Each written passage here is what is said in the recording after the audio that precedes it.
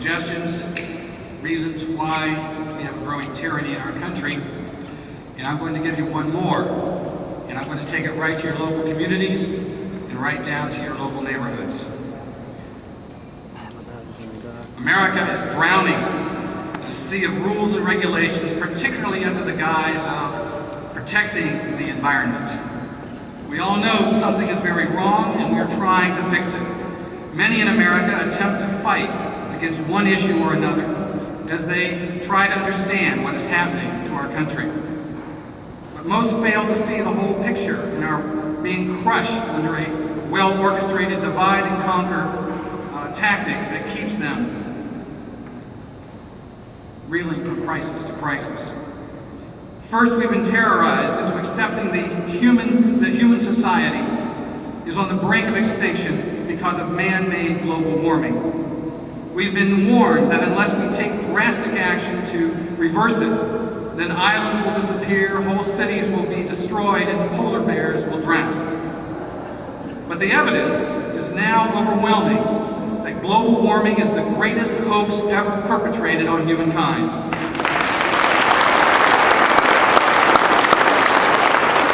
The recent ClimateGate scandal is now proving beyond doubt that man-made global warming was mostly invented without scientific fact.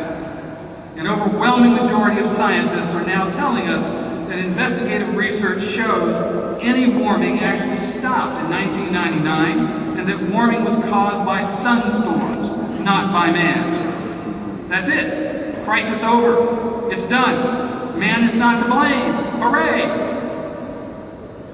The nation should be rejoicing. No need for expensive green cars, mercury-filled light bulbs, and no government-enforced alternative energy, no special energy taxes, no extra government oversight committees, and no need for a climate czar.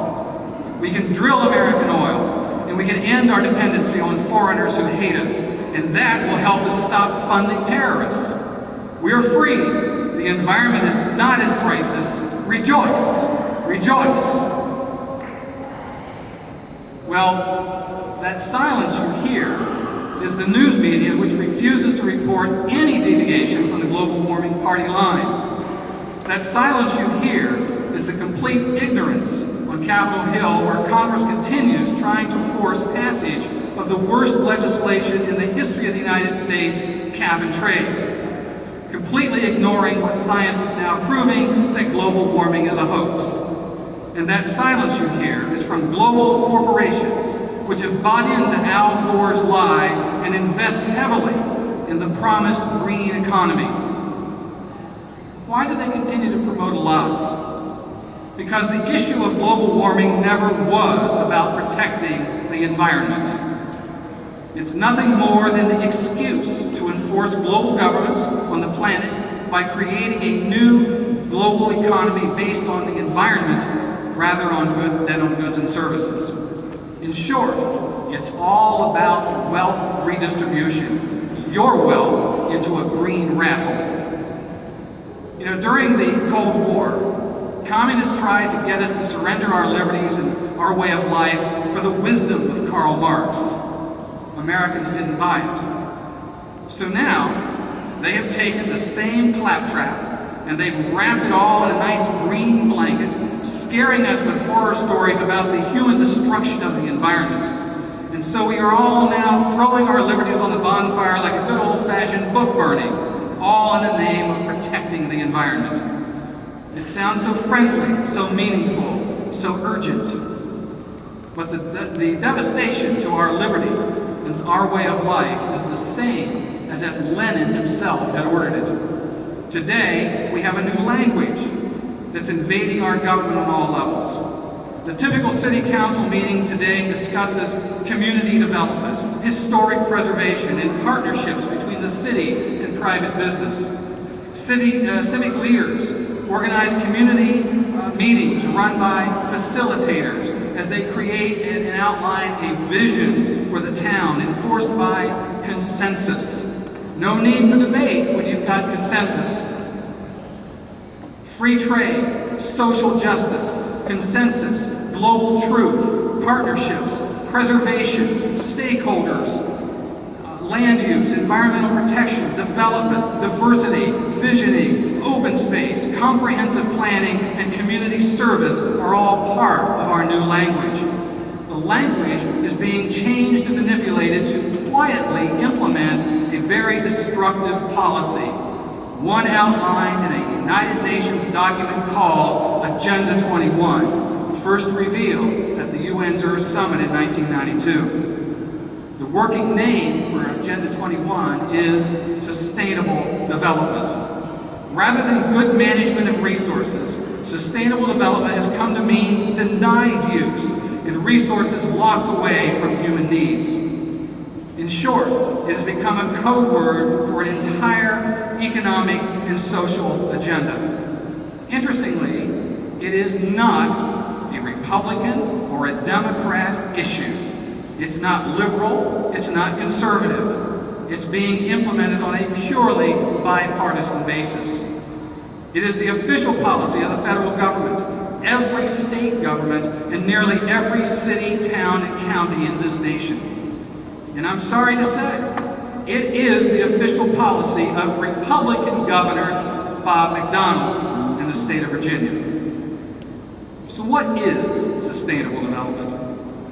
Sustainablest policy focuses on three components: global land use, global education, and global population control.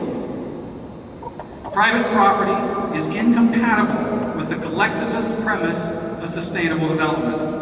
And according to sustainabilists, it is a social injustice for some to have property or prosperity if others do not. It is a social injustice to keep our borders closed. It is a social injustice for some to be bosses and others to be merely workers. By the way, Karl Marx was the first to coin the phrase social justice. The fact is, sustainable development is the process by which America is being reorganized around a central principle of state collectivism, using the environment as bait.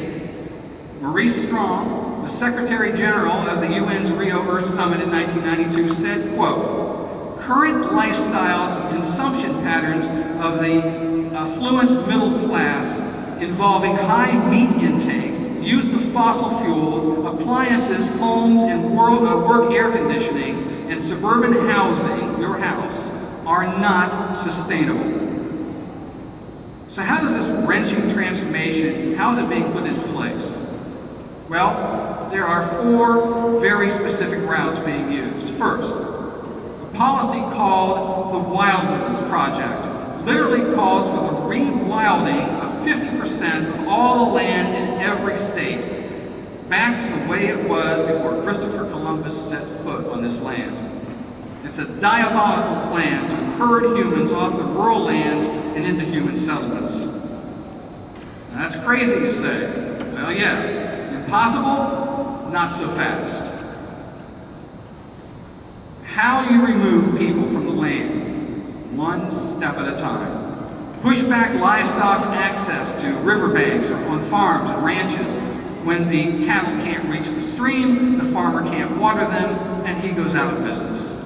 Lock away natural resources by creating national parks. It shuts down the mines, and they go out of business. Invent a spotted owl shortage and pretend it can't live in a forest where timber is cut. Shut off the forest. Then, when no trees are cut, there's nothing to feed the mills, and there are no jobs, and they go out of business. Locking away land cuts the tax base. Eventually, the town dies.